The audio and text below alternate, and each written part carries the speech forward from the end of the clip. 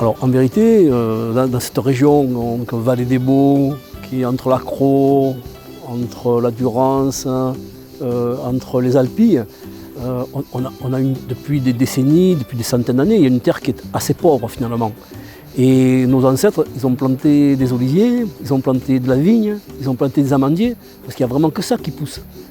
Et donc c'est pour ça qu'on est accroché depuis des dizaines et dizaines d'années à cet arbre qui est le symbole de la Provence, le symbole de donner de l'huile aux Provençaux, parce qu'il n'y avait que ça qui pouvait pousser en Provence. Et donc on s'est accroché à cette culture. Salut, c'est Erwan d'Olivier & Co. Aujourd'hui, on vous amène dans la Vallée des Baux, au cœur de la Provence, rencontrer Antoine, notre producteur, et ses oliviers. Allez, venez, on va cueillir des olives. On a toujours été dans le milieu des oliviers, de l'huile d'olive, on aime la nature, on aime les oliviers. Et bon, même quand avec mon épouse on a pris la retraite, on s'est dit bon ben on va quand même continuer à garder cette oliveraie, à la faire fonctionner, à avoir des arbres qui soient beaux, voilà. Ce qui nous intéresse, c'est d'avoir de beaux arbres. Voilà. Moi quand je me promène dans l'oliveraie par exemple, bon, je regarde les beaux arbres, mais je suis intéressé aussi par ceux qui sont moins beaux. Et je m'approche et je me dis tiens, qu'est-ce qu'il a celui-là?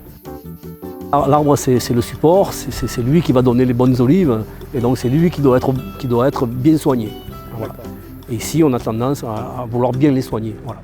Dans cette oliveraie on a des arbres qui ont plus de 65 ans, c'est sûr qu'ils ont un enracinement très profond, ils vont chercher les oligo-éléments assez bas et donc c'est ce qui donne un peu la qualité de notre huile d'olive. Alors en fait, la qualité elle est donnée par cet arbre qui est ancien, qui a des racines profondes. Elle est donnée également par les 4 variétés qui constituent la OP Vallée des Baux. Et ces 4 variétés qui ont été plantées par nos arrière-grands-parents, en fait, on leur doit ça.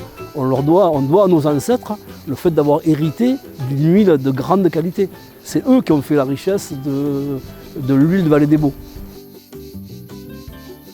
On a une bonne huile d'olive au moulin à Cramenco parce que voilà, on se connaît et quand on cueille nos olives le soir, là, vous voyez maintenant tout à l'heure je vais monter mes olives à la Cramenco, tout de suite le moulin il est prêt à tourner, les olives sont pressées tout de suite et on a quelques heures entre l'olive qui est sur l'arbre et l'huile qui va couler du moulin et ça c'est l'essentiel.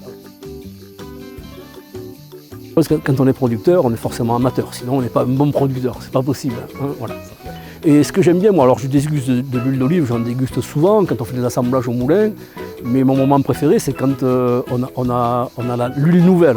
Alors l'huile nouvelle, je la descends ici à la maison, j'attends qu'il y ait la famille, les enfants, et puis là on goûte l'huile nouvelle et puis on dit voilà, allez, on fait la dégustation. Alors comment est-ce qu'on déguste, hein? Donc c'est d'abord le bouquet, et puis après on cherche les arômes, on cherche l'ardence, on cherche l'amertume, et puis les arômes complexes. Alors les arômes, chacun dit la sienne.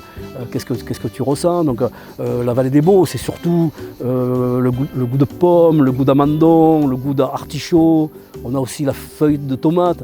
Et chacun va donner son avis, et c'est là que c'est intéressant parce qu'on a toute la famille qui donne son avis.